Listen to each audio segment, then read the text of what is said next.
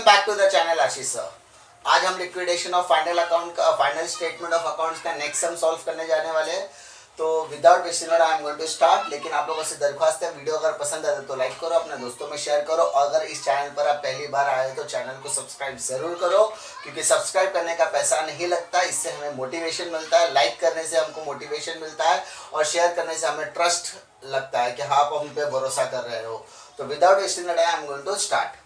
सबसे पहली चीज आपको क्या दिया, company went into the liquidation on 31st March 2017 and when the company balance sheet was prepared. Authorized capital, issued capital, 25,000 shares of ₹10 each, unsecured creditor, partly secured creditors, preferential creditor, bank overdraft. Asset की तरफ जाओगे तो goodwill, fuel, property, machinery, stock, debtors, cash and profit and loss account, ऐसा सब कुछ दिया है आपको। The liquidator realise that assets were follows, यानी असेट्स लिक्विडेशन में कुछ असेट्स की वैल्यूज आपको दी गई है। क्या दिया है कि freehold property was sold to pay the partly secured creditor and it is fetch 15,000।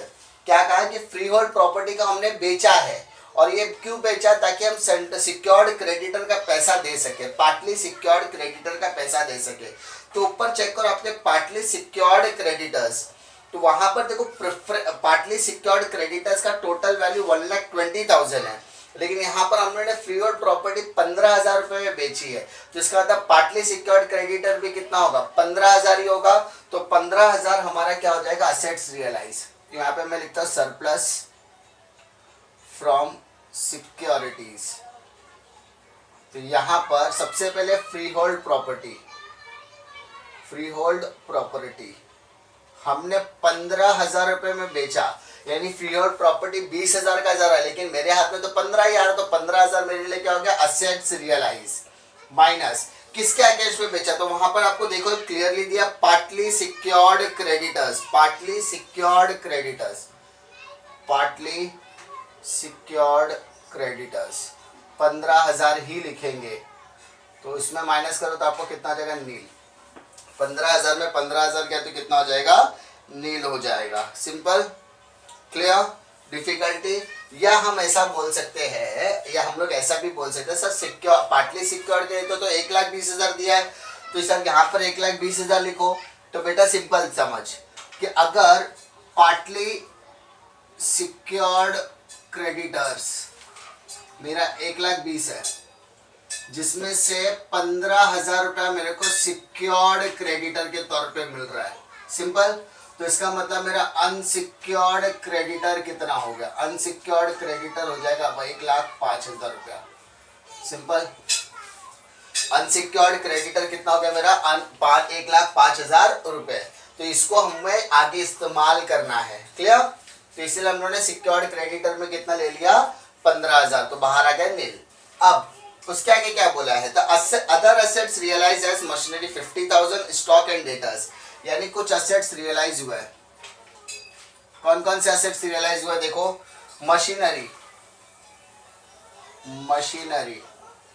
50,000, okay, stock 20,000, then debtors 25,000। ऊपर चेक करो आपका कौन कौन से एसेट्स है, तो गुडविल इज इंटेंजिबल एसेट, उसको लेना नहीं है। फ्रीहोल्ड प्रॉपर्टी हमने यहाँ पर एडजस्ट किया, मशीनरी की वैल्यू ले ली, स्टॉक की नई वैल्यू, डेटर्स की वैल्यू। अब बचा सिर्फ कैश, हमें ऊपर से क्रॉस वेरीफाई करना है। कैश का वैल्यू कभी भी ना तो बढ़ेगा ना ही कम होगा। कैश कितना है, 500, तो उसको हमको एज इट इज मेंटेन करना है। और ये नॉट रियलाइज होता, असेट्स कभी भी कैश रियलाइज नहीं होता, याद रखना, कभी भी कैश कभी भी रियलाइज नहीं होता, तो वो चीज याद रखो। आगे क्या बोला है, the expenses on liquidation amounted to 1,000, यानी लिक्विडेटर्स लायबिलिटी, लिक्विडेशन लायबिलिटीज में सबसे पहले दिया एक्सपेंसेस, अमाउंट दिया 1,000। सिंपल, उसके बाद liquidators remuneration was agreed at 2.5% on amount realise. Liquidators remuneration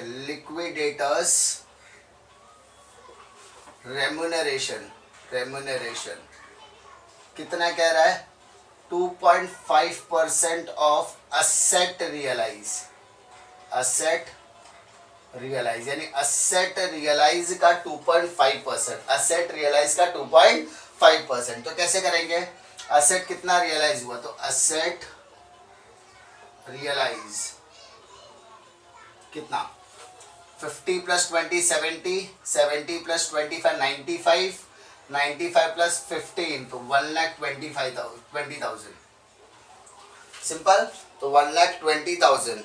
check करते हैं एक बार वापस, 50 प्लस 20 70, 70 प्लस 25 95, 95 प्लस 15 1,10,000, सॉरी 1,10,000 आएगा इंटू 2.5%। तो चेक करो 1,10,000 का 2.5% कितना, 2750, करेक्ट। तो यहां पर आ गया 2750। डिफिकल्टी आगे क्या बोला है, and 2% amount paid to the unsecured creditor और 2% on unsecured creditor. Unsecured creditor को हम जितना पे करेंगे उसका 2% यहाँ पर लेना है। वापस बोल रहा हूँ, पहला रेपरेशन में 2.5% लेना है, इधर से लिया, और 2% लेना है अनसिक्योर्ड क्रेडिटर के बेसिस पे। बट हमको तो यहाँ पर अनसिक्योर्ड क्रेडिटर तो दिख ही नहीं रहा है, अनसिक्योर्ड क्रेडिटर तो हमें दिख भी नहीं रहा है, ठीक है। एज वी नो ये ए होता है, ये बी होता है, ये अनसिक्योर्ड क्रेडिटर सी हो जाता है। तो अनसिक्योर्ड क्रेडिटर का अमाउंट हमारे पास है सर, है तो 1,05,000 और जो क्रेडिटर में दिया वो 2 लाख रुपीज, तो टोटल सॉरी क्रेडिटर में दिया आपको 3,000। तो उस हिसाब से हमको सॉल्व करना है, बट अपने पास तो है ही नहीं। अभी हम लोग सॉल्व करते हैं, कैसे सॉल्व करना है देखो। ए हो गया हमारा assets not specifically pledge, B हो गया असेट स्पेसिफिकली प्लेज, सी में आता है प्रेफरेंशियल क्रेडिटर। चेक करो प्रेफरेंशियल क्रेडिटर हमको दिया है क्या, यस दिया है, 3,000 रुपीज दिया है। एज यू चेक भी कर सकते हो आप कि 3,000 दिया है कि नहीं दिया है। अब हम क्या करेंगे, ये इसका अमाउंट निकालना है। तो मैं आपको एक शॉर्टकट बताता हूँ कैसे करोगे। सबसे पहले डेबिट का टोटल करो, तो डेबिट का टोटल करो कितना होता है, डेबिट माइनस क्रेडिट। क्या बोला मैंने, डेबिट माइनस क्रेडिट। चेक करो 50,000 50,000 प्लस 20 प्लस 25 45 500 45,500, तो 95,500 आ गया मेरा, माइनस क्रेडिट। तो माइनस क्रेडिट में क्या दिख रहा है 1,000 माइनस 95,500 माइनस 1,000 माइनस 2750 माइनस 3,000। तो मुझे 3 1 4 1 5 5750 माइनस करोगे तो आपको आंसर आएगा 88,750। डेबिट माइनस क्रेडिट करने के बाद आपको जो अमाउंट आएगा उसमें 2% तो आपका अनसिक्योर्ड है, तो इसका आता 100% ही होगा, तो 100 डिवाइडेड बाय 102। वापस बोल रहा हूँ, देखो आपको अनसिक्योर्ड क्रेडिटर का 2% बोला है, अनसिक्योर्ड क्रेडिटर का 2% बोला है। तो अनसिक्योर्ड क्रेडिटर कितना है पता ही नहीं है, तो 100 लोगे और ये जो टोटल वैल्यू आएगा उसमें 2% ऐड होगा, तो इसलिए 102 लेंगे हम लोग divide by. Debit minus credit अगर 5% होता तो 100 डिवाइडेड बाय 105 लेता मैं। अगर 10% होता तो अब 100 डिवाइडेड बाय 10, तो कैसे करेंगे, मल्टीप्लाई बाय 100 डिवाइड बाय 102। तो मुझे आंसर आएगा 87,009। तो हम लोग ऐसा बोल सकते 8710 हो गया, और इसी का 87,010 का 2% ले लो, तो ऑलमोस्ट आपका आंसर आएगा 1740। 1740। वापस बोल रहा हूँ क्या करेंगे, सबसे पहले अपने पास पैसा कितना 95,500 है, जिसमें से हमने 5750 दे दिया, तो अभी हमारे को देना कितना 88,750 देना है। बट हमारे पास 88,750 है क्या, तो उसके लिए हम क्या करेंगे, डेबिट माइनस क्रेडिट 88,750 लिया, 750 का इंटू 100 क्यों, क्योंकि अनसिक्योर्ड क्रेडिटर 100 होगा। 2% हमारा कमीशन है, तो हम लोग ऐड करके 102 का वैल्यू हमें निकालना है, तो मल्टी डिवाइडेड बाय 102। कभी भी इसी तरीके से आपको निकालना है। तो बात करोगे तो 8710 और इसी का 2% आपको 1740 मिल जाएगा। मैं हमेशा सम इस तरीके से सॉल्व करवाता ताकि आपको ईच एंड एवरी अमाउंट निकालने में डिफिकल्टी नहीं हो। कभी भी अगर अनसिक्योर्ड क्रेडिटर का एडजस्टमेंट बोला तो इसी तरीके से आप निकालोगे।